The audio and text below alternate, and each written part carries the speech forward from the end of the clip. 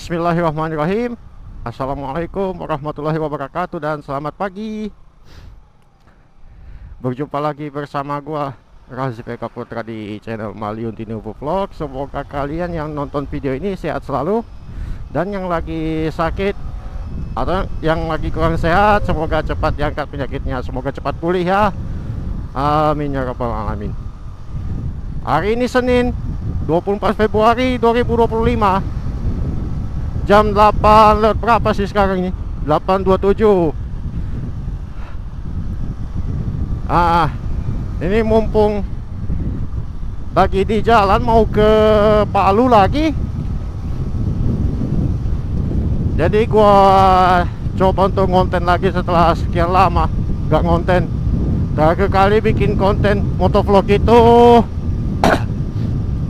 kayaknya di awal Januari ya. Waktu itu bikin konten pure sound dari dealer sampai ke rumah, walaupun sempat di prank sama cuaca yang gak jelas itu. Dan alhamdulillah hari ini cuacanya cerah guys.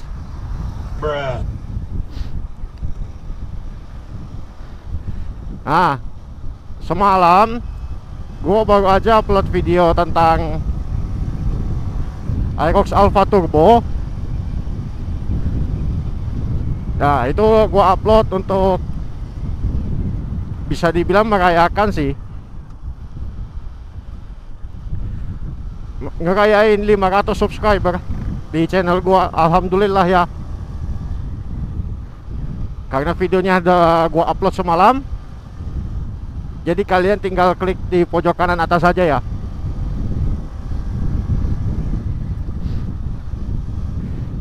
Nah ini sambil gua lagi di jalan menuju ke Yamaha Training Center di AKI Jaya Imam Bonjol lagi. Gua coba untuk ngebahas pelan-pelan soal motor lagi. Ini soal opini gua juga, mungkin gak terlalu banyak, takutnya nanti pada mabok durasi ya. Tapi nggak tahu lah bagaimana nanti ke depannya. Nah sekarang kita mulai saja pembahasannya. Coba gini deh, sepanjang video ini dari awal sampai akhir, motor-motor itu lebih banyak yang mana guys? Lebih banyak kan bebek, sport, motorsport atau matic? Tentu jawabannya di sini lebih banyak matic guys.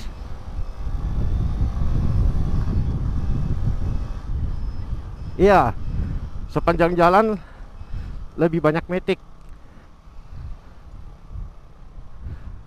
Dan ini ada hubungannya juga dengan apa namanya, respon gua dari video review gua yang MX King Cyber City waktu itu. Ada beberapa komenan yang bisa dibilang sebenarnya komparasi sih, membandingkan. Ada yang bilang, wah kalah tuh sama FU, gue pasti pilih FU. Ya gimana ya, sebenarnya agak bingung mau jelasinnya, karena sebenarnya itu adalah perbandingan yang sangat tidak bisa comparable ya, tidak apple to apple. Itu perbandingannya juga ya, dengan kata lain gak seimbang, karena yang satu ayam jago, yang satunya lagi bebek sport.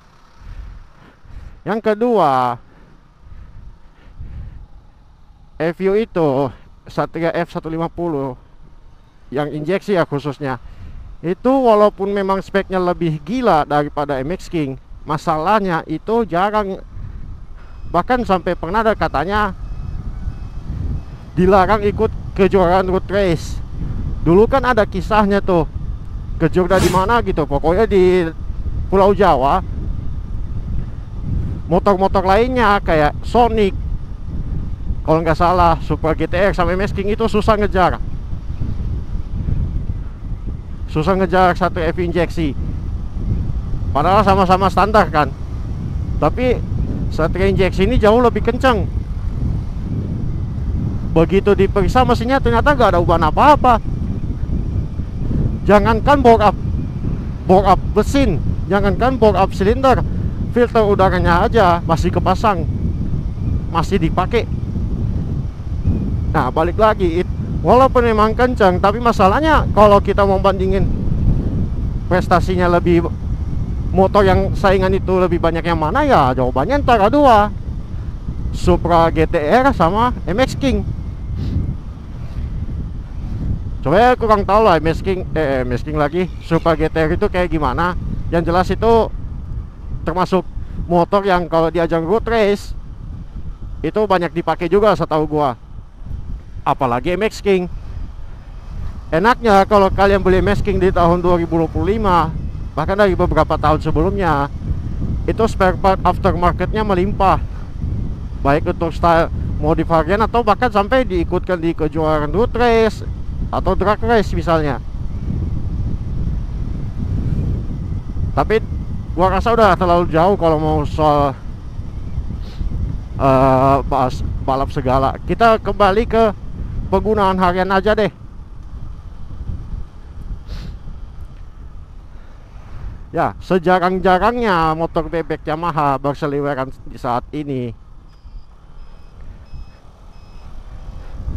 Gua malah lebih jarang lihat Supra GTR di sini. Nggak tau lah kalau di daerah lain gimana. Kalau motor bebek di sini paling cuma bisa dihitung dengan jari. Termasuk salah satunya gua yang pakai, atau yang motor bebek Jupiter Z1 keluaran terbaru, walaupun faceliftnya cuma di stripping doang. Sisanya yang paling banyak Matic, gak Yamaha, gak Honda, itu sama aja. Udah mulai banyak berseliweran, bahkan dari beberapa tahun lalu. Makanya pasaran motor bebek itu jadi kurang banget di sini.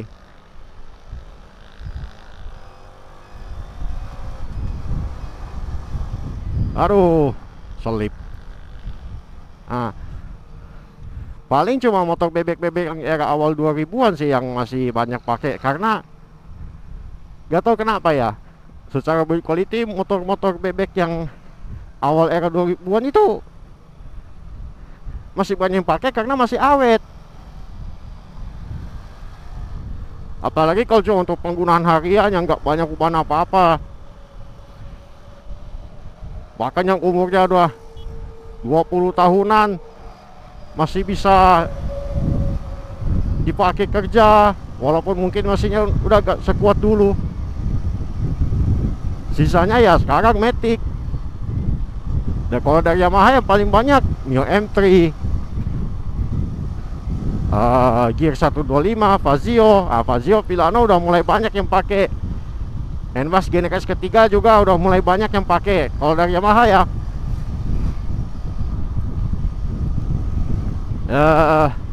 apa lagi ya? Kalau Frigo agak jarang sih. Kenapa? Karena promonya murah-murah guys. Per bulan ini aja kalian bisa lihat di brosurnya, Mio M3 aja dikasih DP 500.000. Wah, Gear standar SE yang sebenarnya tipe standar tapi dikasih penutup laci, uang mukanya lebih murah lagi guys. Jadi sampai di sini itu udah bisa disimpulkan kenapa motor Matic bisa lebih laku, karena satu, itu tadi promonya menggiurkan banget. Gila, itu murah banget cuy. Murah banget.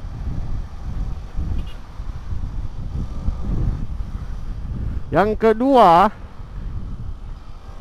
orang-orang suka nyari kepraktisan. Ya, orang suka dari kepraktisan. Kalau bawa barang yang lebih banyak, yang agak banyak gitu, pasti bakalan milih Matic sih.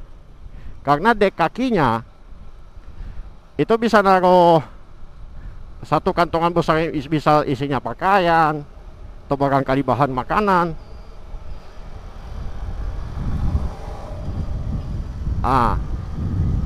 Terus yang berikutnya, nyari bagasi yang juga lebih gede, kayak di Grand Villano misalnya, di NMAX, Aerox. Cuma ya Aerox sama NMAX gak bisa naruh barang di tengah karena itu ketutupan sama kehalang, lebih tepatnya sama tempat tangki.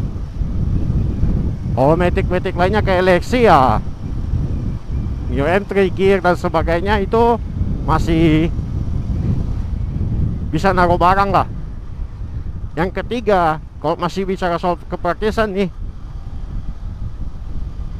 gimana ya, bisa dibilang mungkin orang-orang udah pada malas ngoper-ngoper gigi, maunya gas rem melulu.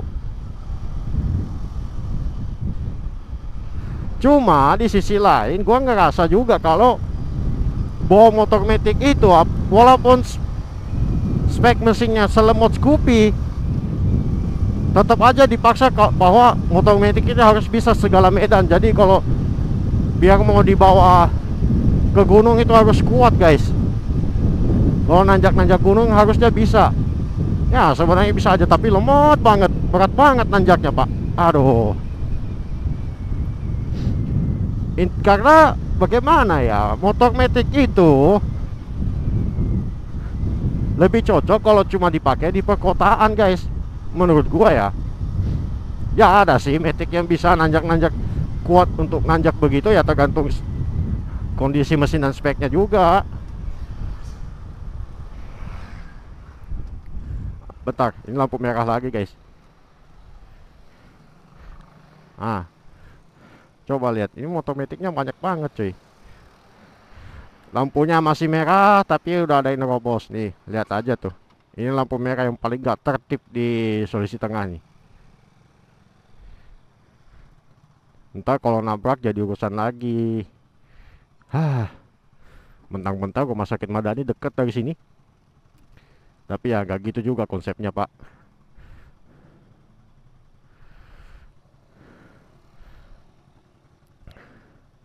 Ya berikutnya, kalau motor metik itu kan akselerasinya yang instan ya, tinggal gas doang udah bisa ngacir. Tapi kalau di motor bebek bedanya, orang yang malas tarik kopling tapi masih suka ya namanya ngoper gigi. Kayak sekarang gue pakai ini.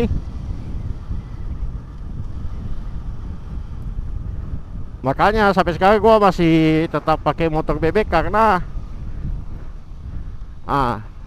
ada beberapa kelebihan yang tidak didapatkan di motor metik.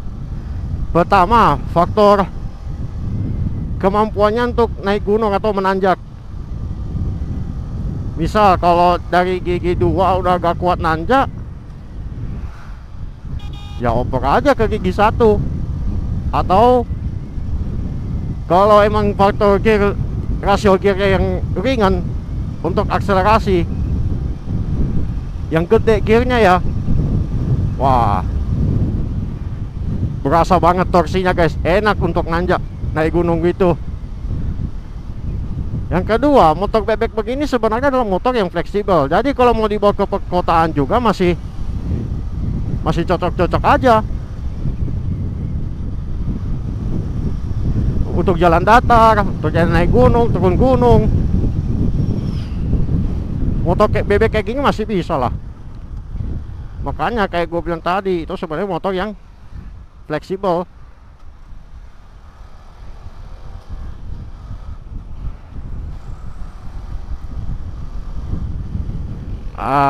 Ini motornya baru kemarin ganti oli, jadi koplingnya kadang suka selip. Nanti setelah berapa minggu baru normal lagi ini untuk koplingnya, karena olinya masih baru banget.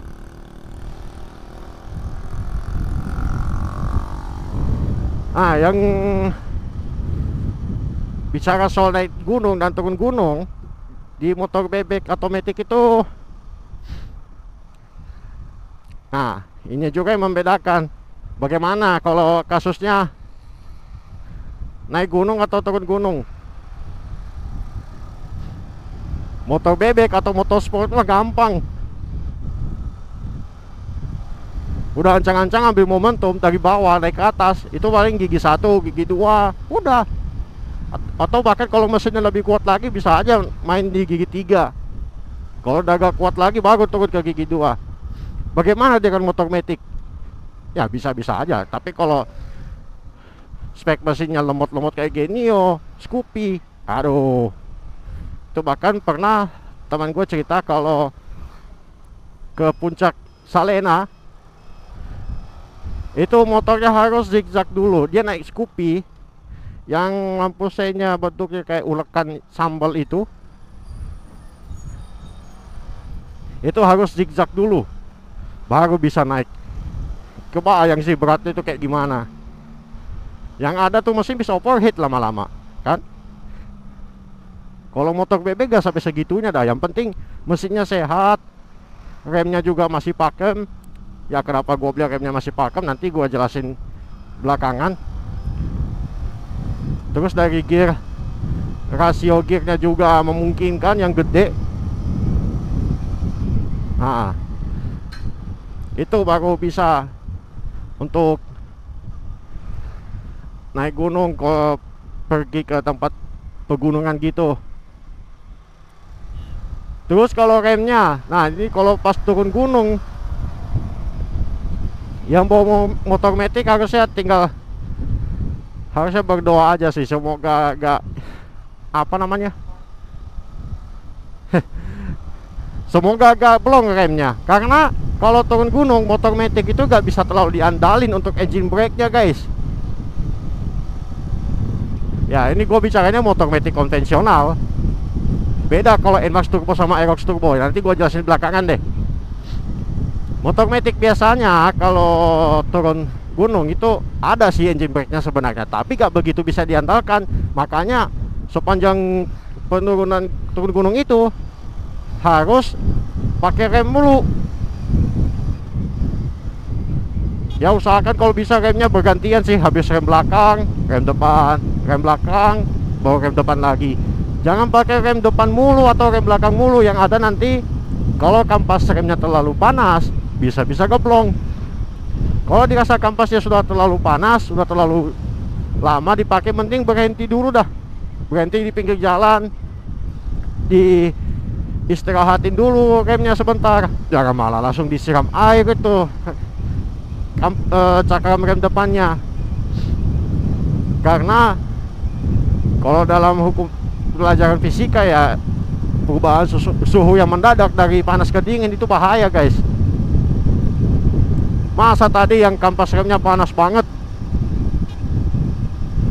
tiba-tiba disiram air, wah, itu bisa mempengaruhi kekuatan dan masa pakainya itu si cakram rem depan sih. Bahkan ada kan yang di Jawa sampai di sebuah tikungan yang dikasih tumpukan karung berisi pasir kalau nggak salah. Karena biasanya rawan kecelakaan di sana. Udah turunannya curam, lu pakai motor metik, remnya blong, ya nggak ada pilihan lain selain menabrakkan diri ke tumpukan karung itu.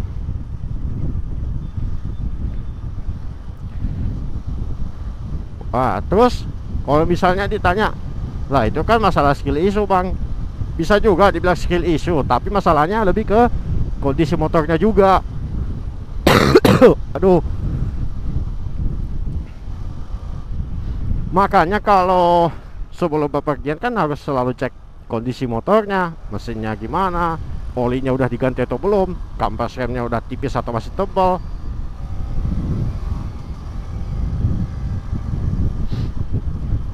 Nah, kalau motor bebek atau motor sport beda.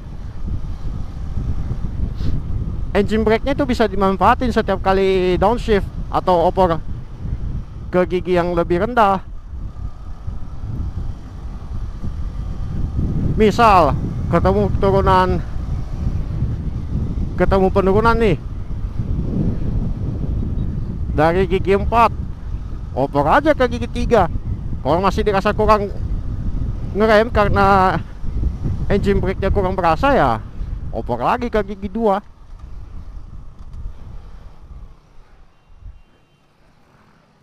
Aduh, ini macet. Di sini persimpangan jalannya macet, maaf ya.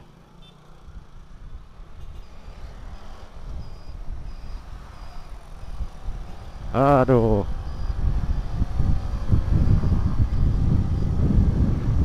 Ah, kalau dari penurunan kan enak. Oppo gigi mundur dari 4 ke 3, 3 ke 2, sambil dibantu dengan rem juga. Setidaknya ada yang ngebantu pengereman lah dari engine brake. Engine brake itu terjadi karena kecepatan kendaraan tidak sesuai dengan yang namanya kecepatan putaran mesin, tidak sesuai dengan RPM. Coba kalau misalnya kecepatan kendaraannya agak rendah terus RPM-nya tinggi, itu pasti berasa sih hentakannya atau engine brake-nya. Kalau untuk turun gunung itu masih bisa dimanfaatin lah, sambil dibantu dengan rem. Ya asal ngeremnya juga jangan sembrono sih, tiba-tiba ngerem mendadak, ngerem kuat kuat banget sampai bannya berdecit, atau tiba-tiba pakai rem depan langsung roda depannya langsung ngancing, itu bahaya guys.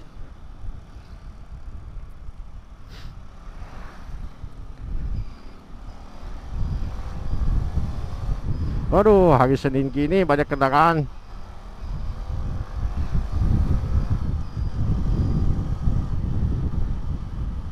Terus dari situ gua rasa udah cukup untuk kelebihannya motor Matic sama bebek. Terus ada satu lagi juga yang mau gua bilang. Ini yang saya ingat gua aja ya, masih dari video gua yang MX King Cyber City kemarin. Itu kayaknya ada yang komen, ada gak ya yang komen supaya MX King V3 itu dimasukin di Indonesia. Lu tahu sendiri kan, MX King V3 yang mesinnya 155 cc VVA, sistem bahan bakar injeksi juga. Itu kan di Malaysia terkenal banget tuh. Kalau nggak salah namanya yaitu Y16ZR. Ya memang sih spek mesinnya menggiurkan coy, tapi desain bodinya itu loh, versi sebelumnya aja di Y16ZR itu udah wagu, udah aneh. Jangankan itu, MX King aja yang di Indonesia dari V1 ke V2 perubahannya gak banyak. Paling ukuran ban depan yang berubah jadi 90/80, mesinnya sama aja, tapi perubahan lainnya ada di speedometer udah full digital dan lampu depannya udah LED. Anjir, MX King-nya dari V1 ke V2 perubahannya gak banyak. Nah terus kalau MX King aja perubahannya gak sesignifikan itu, bagaimana dengan Y16ZR? Oke, memang mesinnya menggiurkan sih untuk speknya, tapi please look at the design man. Itu aneh. Kalau misalnya Yamaha Indonesia Motor Manufacturing mau masukin itu ke Indonesia, pertanyaan berikutnya, apakah bakalan laku? Bayangin aja, baru mau dirilis nggak dimasukin ke Indonesia, ada yang bahas itu di FB aja. Aduh, pasti banyak yang hujat, apalagi kalau udah dijual. Pernah juga gua bahas ini dengan teman kerja gua di dealer.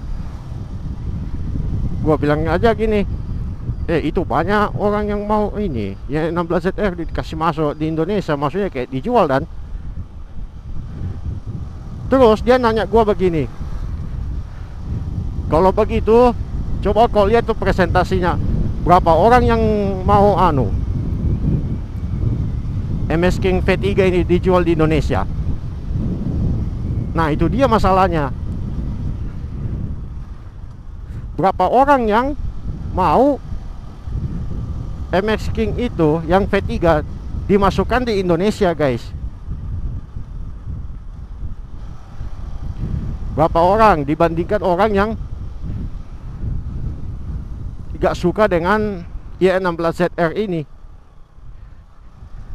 Kalau dari gue sih, gue mau aja kalau itu dijual di Indonesia karena alasan mesinnya aja sih. Tapi kalau desainnya, aduh, Aduh, gimana ya, lebih baik tetap bertahan dari MX King yang sekarang. Kecuali kalau apa ya,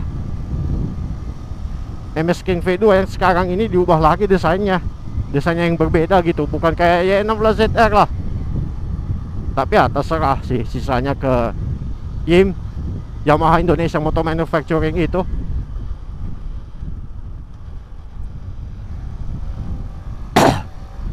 Bahkan waktu pertama kali gua nge-review MX King aja, ada yang pernah gua nasihatin malah marah-marah guys di komenan channel gua, komenan video itu, waktu gua pertama kali ngulas MX King. Ya maksud gua realistis aja lah. MX King V2 itu di sini masih laku kok. Bahkan untuk di beberapa wilayah tertentu, jangankan MX King, Jupiter Z1 aja di daerah tertentu itu masih laku guys. Kayak di Sumatera, kayak di Jambi, di Sulawesi Selatan. Ya di sini juga ada sih yang make. Sulawesi Selatan sama di Kalimantan Barat. Wah, itu yang banyak pakai Jupiter Z1 nya guys. Walaupun lu tahu sendiri lah, tuh motor koplingnya kayak gimana. Masa kopling yang ikut kayak Jupiter robot pak? Mendingan juga gua bertahan pakai motor ini. Kampasnya 4 lembar cuk.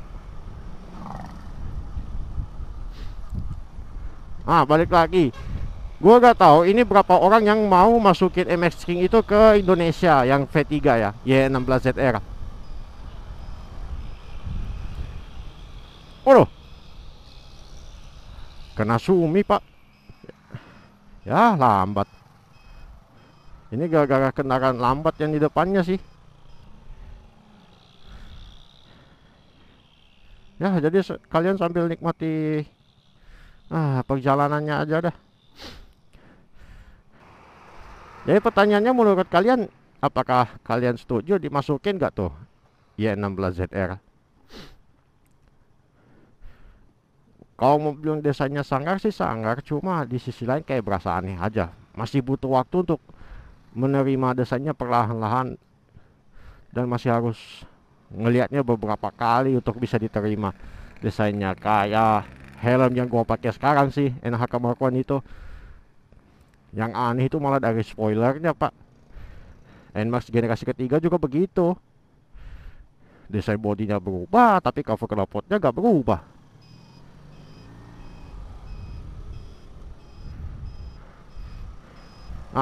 Gue lewat jalan pintas aja deh. Ini jalan Raden Saleh, terus gue putar ke jalan Soeharto supaya ngehindarin lampu merah aja sih. Karena ini udah dekat dengan jalan Imam Bonjol. Udah mau sampai sini.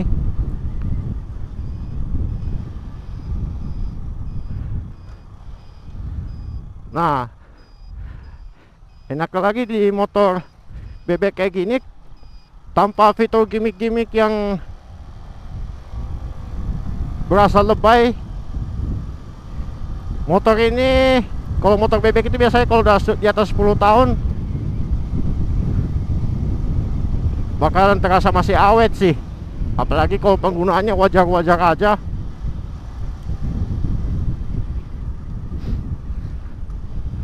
Contohnya ini motor gua baru nyadar ini udah 95.000 km. Dari sini belok kanan. Di sebelah kiri sini ada dealer Trisakti Jaya Motor. Kita masuk ke jalan HM Buruk. Dari sini lurus-lurus aja sih sebenarnya. Bisa aja ketemu nanti jalan Mula Warman belok kiri. Tapi gue mau coba terus deh sampai ketemu di jalan Raja Moili.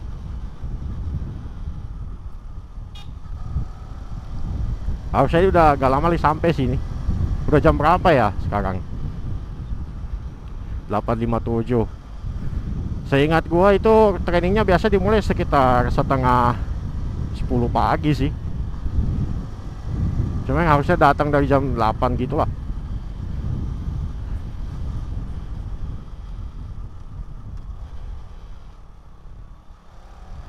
Nah, jadi kesimpulannya gimana guys? Kalian masih kepengen motor bebek atau milih motor matic? Soalnya alasan gua lewat di Jalan Raja Moil ini adalah untuk memperlihatkan ke kalian, ini adalah surga bagi pecinta motor bekas. Banyak motor-motor matic tahun muda di sini. Kiri kanan, lihat tuh. Motor maticnya macam-macam guys, ada motor bebek juga. Tuh, banyak banget motor maticnya, Pak.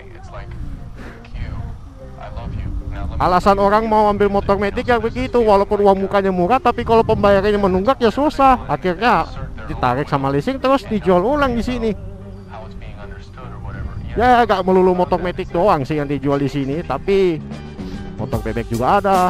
Tadi gue lihat ada Kawasaki Ninja. Woi, ngidam coy, ngidam sama motor Ninja. Tapi ya realistis aja itu harganya, harga bekasnya aja 20-an ke atas sih, tergantung kondisi dan surat-surat. Coy, agak mirisnya itu motor maticnya coy. Aduh, uang muka murah tapi gak mampu bayar cicilan, akhirnya berkasnya KTP-nya jadi bermasalah di leasing. Jadi kalau mau bermohon lagi, pengajuan lagi malah udah gak bisa. Itu semua ada hubungannya tuh. Aduh, makanya kalau bisa saran gua lebih beli motor cash aja dah. Kayak ini dulu juga belinya cash. Kayaknya kapan-kapan kalau masjidnya udah jadi tuh sana, boleh tuh gua bikin konten tuh. Masjid Raya dulu itu sebutannya Masjid Agung. Keren kan? Dari kubahnya aja udah kelihatan megah. Insya Allah kapan-kapan baru gua coba ke sana. Walaupun sebenarnya masih ada beberapa ide konten lain yang belum gua realisasikan, tapi setidaknya pelan-pelan lah. Ini nggak tahu jalan apa, lupa lagi ya. Tapi yang jelas sudah gak lama lagi mau sampai di AKJ Imam Bonjol. Jadi gua rasa cukup untuk video kali ini. Like kalau suka, dislike kalau nggak suka, tinggalkan komentar yang bijak, share dan subscribe jika kalian menganggap video ini bermanfaat. Sampai jumpa di video berikutnya. Lebih kurangnya gua mohon maaf. Wabillahi taufik wal hidayah. Wassalamualaikum warahmatullahi wabarakatuh. See you later.